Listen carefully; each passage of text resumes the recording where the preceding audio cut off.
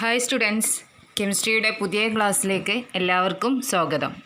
കഴിഞ്ഞ ക്ലാസ്സിൽ നമ്മൾ ആറ്റത്തെക്കുറിച്ചും ആറ്റത്തിനുള്ളിലുള്ള കണങ്ങളെക്കുറിച്ചും പാർട്ടിക്കിൾസിനെ കുറിച്ചുമാണ് നമ്മൾ ഡിസ്കസ് ചെയ്തിരുന്നത്. ആറ്റത്തിൻ്റെ കേന്ദ്രഭാഗത്തെ ന്യൂക്ലിയസ് എന്നും ന്യൂക്ലിയസിനുള്ളിൽ കാണപ്പെടുന്ന കണങ്ങളെ പാർട്ടിക്കിൾസിനെ ന്യൂട്രോൺ എന്നും പ്രോട്ടോൺ എന്നും ന്യൂക്ലിയസിന് ചുറ്റും വലയം ചെയ്യുന്ന പാർട്ടിക്കിൾസിനെ ഇലക്ട്രോൺസ് എന്നും നമ്മൾ കഴിഞ്ഞ ക്ലാസ്സിൽ പറഞ്ഞല്ലോ. ഇനി നമുക്ക് ഈ ആറ്റം മാതൃക, ആറ്റം മോഡൽസ് എങ്ങനെയാണെന്ന് നോക്കാം. ഓക്കെ, ആദ്യത്തെ ആറ്റം മോഡലാണ് Rutherford's planetary model of atom. Rutherford's planetary model of atom അഥവാ റൂദർഫോർഡിൻ്റെ സൗരയൂഥ മാതൃക. ആറ്റത്തിൻ്റെ കേന്ദ്രഭാഗം ന്യൂക്ലിയസ് ആണെന്നും ആറ്റത്തിലെ പോസിറ്റീവ് കണങ്ങൾ പ്രോട്ടോൺ ആണെന്നും കണ്ടെത്തിയ ആളാണല്ലോ റൂദർഫോർഡ്.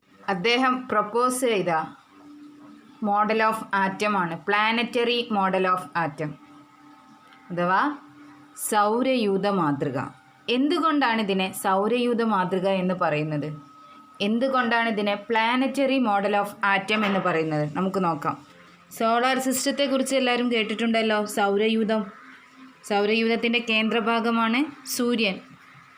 ഈ സൂര്യനെ വലയം ചെയ്തിട്ട് കുറച്ച് ഗ്രഹങ്ങളുണ്ട്. That is, all of you familiar with solar system. What is the center of solar system? Yes, sun. Sun is the center and some planets are revolving around sun. Same way, Rutherford proposed the atom model. Okay, so we can compare this atom model and the planetary system. Solar system has a center. Which is the center? Sun is at the center. Same way, in the case of atom, nucleus is at the center. അതായത് സൗരയൂഥത്തിൻ്റെ കേന്ദ്രഭാഗത്ത് സൂര്യനാണെങ്കിൽ ആറ്റത്തിൻ്റെ കേന്ദ്രഭാഗത്ത് nucleus ആണ്. അതുപോലെ തന്നെ സൂര്യനെ വലയം ചെയ്ത് ഓർബിറ്റിലൂടെ ഗ്രഹങ്ങൾ ചുറ്റുന്നു. ആറ്റത്തിൻ്റെ കാര്യത്തിലാണെങ്കിലോ ഇലക്ട്രോണുകൾ ന്യൂക്ലിയസിന് ചുറ്റും ഷെല്ലിൽ ചുറ്റുന്നു. Planets revolve around the sun in orbits. At the same time, in the atom model, electrons revolve around the nucleus in shell or orbit. അതുകൊണ്ടാണ് ഈ ആറ്റം മോഡലിനെ പ്ലാനറ്ററി മോഡൽ അഥവാ സൗരയൂഥ മാതൃക എന്ന് പറയുന്നത്. സൗരയൂഥത്തെ പോലെ, സോളാർ സിസ്റ്റത്തെ പോലെയുള്ള ഒരു ആറ്റം മോഡലാണ് റൂദർഫോർഡ് പ്രപ്പോസ് ചെയ്തത്. അപ്പോൾ ആറ്റത്തിൻ്റെ ഏകദേശ ഘടന മനസ്സിലായല്ലോ. കേന്ദ്രഭാഗത്ത് ന്യൂക്ലിയസും അതിന് ചുറ്റും ഇലക്ട്രോണുകൾ വലയം ചെയ്യുകയും ചെയ്യുന്നു. ഇലക്ട്രോണുകൾ ഇങ്ങനെ കറങ്ങിക്കൊണ്ടിരുന്നാൽ ഇതിൻ്റെ ഊർജം നഷ്ടമാവുകയും ഊർജം കുറഞ്ഞ് ഇത് ന്യൂക്ലിയസിൽ വന്ന് പതിക്കുകയും ചെയ്യേണ്ടതാണ്.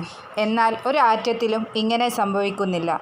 ഇതാണ് റൂദർഫോർഡിൻ്റെ ആറ്റം മാതൃകയുടെ പ്രധാന പരിമിതി അല്ലെങ്കിൽ ന്യൂനത എന്ന് പറയുന്നത്. That is, according to this model of atom, electrons should collapse into the nucleus if they lost their energy while revolving around the nucleus.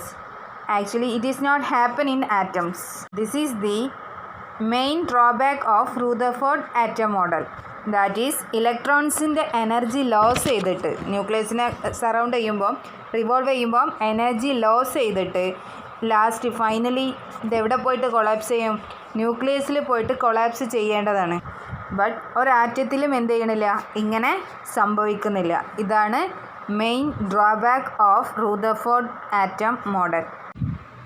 ഈ ന്യൂനതകളൊക്കെ പരിഹരിച്ച് പുതിയൊരു ആറ്റം മാതൃക ഡെവലപ്പ് ചെയ്തു.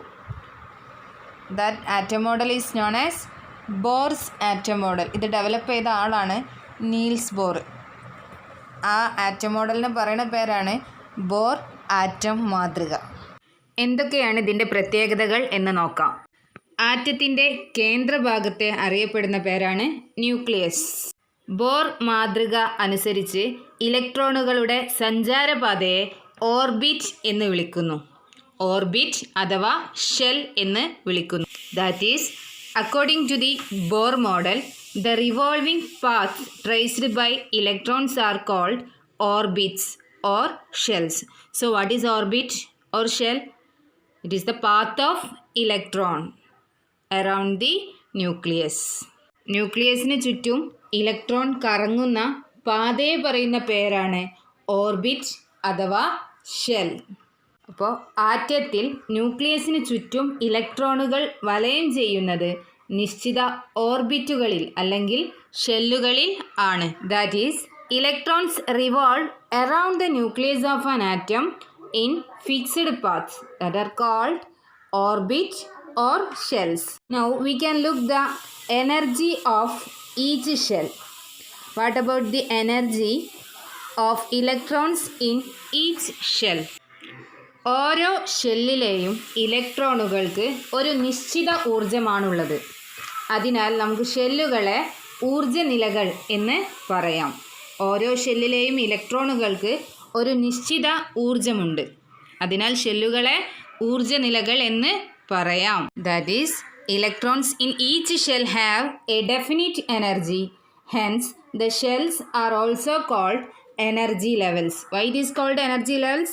Because each shell have a definite energy. This energy will be different for different shells. The energy of shells increases as the distance from the nucleus increases. That means ന്യൂക്ലിയസിൽ നിന്ന് അകലും തോറും ഷെല്ലിൻ്റെ energy increase ചെയ്യുകയാണ് ചെയ്യുക, കൂടുകയാണ് ചെയ്യുക. ന്യൂക്ലിയസിൻ്റെ തൊട്ടടുത്തുള്ള ഷെല്ലിന് energy കുറവും പിന്നെ അതിൽ നിന്ന് പോകുന്നതിനനുസരിച്ച് അടുത്ത ഷെല്ലിന് അതിനേക്കാൾ എനർജി കൂടുതൽ, അടുത്ത ഷെല്ലിന് അതിനേക്കാൾ എനർജി കൂടുതൽ, ഇങ്ങനെയാണ് എനർജി ഉള്ളത്. അപ്പോൾ ഓരോ ഷെല്ലുകളെയും ഊർജ്ജനിലകൾ പറയും. ഓരോ ഷെല്ലുകൾക്കും ഓരോ ഊർജ്ജമാണുള്ളത്. ന്യൂക്ലിയസിൽ അടുത്തുള്ള ഷെല്ലിന് കുറച്ച് ഊർജ്ജവും ന്യൂക്ലിയസിൽ നിന്ന് അകലം കൂടുന്തോറും ഷെല്ലുകളുടെ ഊർജ്ജം കൂടി വരികയും ചെയ്യും. ന്യൂക്ലിയസിന് തൊട്ടടുത്തുള്ള ഷെല്ലിന് കുറച്ച് ഊർജ്ജവും അതിനടുത്തുള്ള ഷെല്ലിന് അതിനേക്കാൾ ഊർജ്ജം. അപ്പോൾ ന്യൂക്ലിയസിൽ നിന്ന് അകലം കൂടുന്തോറും ഷെല്ലുകളുടെ ഊർജ്ജം കൂടി വരും. അതുപോലെ തന്നെ ഓരോ ഷെല്ലുകൾക്കും ന്യൂക്ലിയസിൽ നിന്ന് തുടങ്ങി 1, 2, 3 അങ്ങനെ നമ്പർ നൽകുകയോ അല്ലെങ്കിൽ KLMNO എന്നിങ്ങനെ പേര് നൽകിയോ സൂചിപ്പിക്കാവുന്നതാണ്. ഓരോ ഷെല്ലുകളെയും 1, 2, 3 അങ്ങനെ നമ്പർ ഉപയോഗിച്ചിട്ടോ അല്ലെങ്കിൽ ഇംഗ്ലീഷ് അക്ഷരങ്ങൾ KLMNO എന്നിങ്ങനെയോ പേര് നൽകി സൂചിപ്പിക്കാവുന്നതാണ്. The shells around the nucleus can be numbered from near the nucleus as 1, 2, 3 etc. or it can be represented by the letters KLMNO etc. അപ്പോൾ ഓരോ ഷെല്ലിനെയും ഇംഗ്ലീഷ് അക്ഷരങ്ങളായിട്ടുള്ള KLMNO അല്ലെങ്കിൽ 1, 2, 3 അങ്ങനെ നമ്പർ ഇട്ടിട്ടോ നമുക്ക് എന്ത് ചെയ്യുക, ഇൻഡിക്കേറ്റ് ചെയ്യുക, സൂചിപ്പിക്കാവുന്നതാണ്.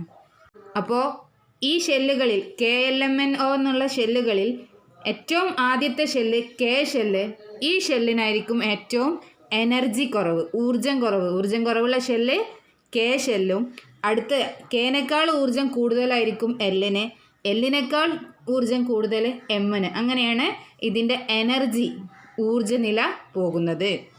ഇതാണ് ബോർ മാതൃകയുടെ പ്രധാന ആശയങ്ങൾ. These are the main ideas of the bore atom model. അപ്പോൾ ആറ്റത്തിൽ ചാർജ് ഇല്ലാത്ത കണങ്ങളായിട്ടുള്ള ന്യൂട്രോണും പോസിറ്റീവ് ചാർജുള്ള പ്രോട്ടോണും നെഗറ്റീവ് ചാർജുള്ള ഇലക്ട്രോണും ഉണ്ടെന്ന് മനസ്സിലായല്ലോ. എന്നിട്ടും ഈ ചാർജുകളൊക്കെ ഉണ്ടായിട്ടും ആറ്റത്തിൻ്റെ ചാർജ് പോസിറ്റീവോ നെഗറ്റീവോ അല്ല. ആറ്റം ചാർജ് പരമായി പറയുകയാണെങ്കിൽ ഇലക്ട്രിക്കലി ന്യൂട്രലാണ്, വൈദ്യുതപരമായി ഉദാസീനമാണ്. എന്തുകൊണ്ടാണ് ആറ്റത്തിന് ചാർജ് ഇല്ലാത്തത്?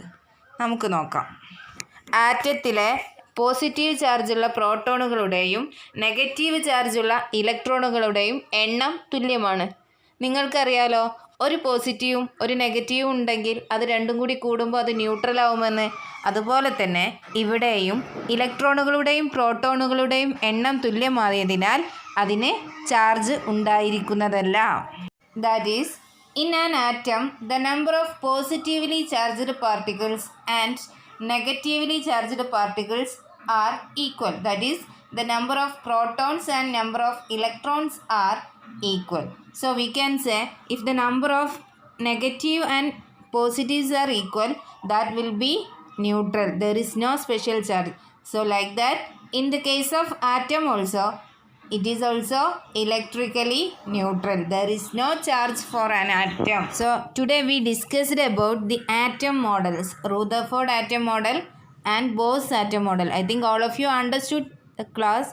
If you have any doubt, you can ask. So let's wind up the class. Thank you.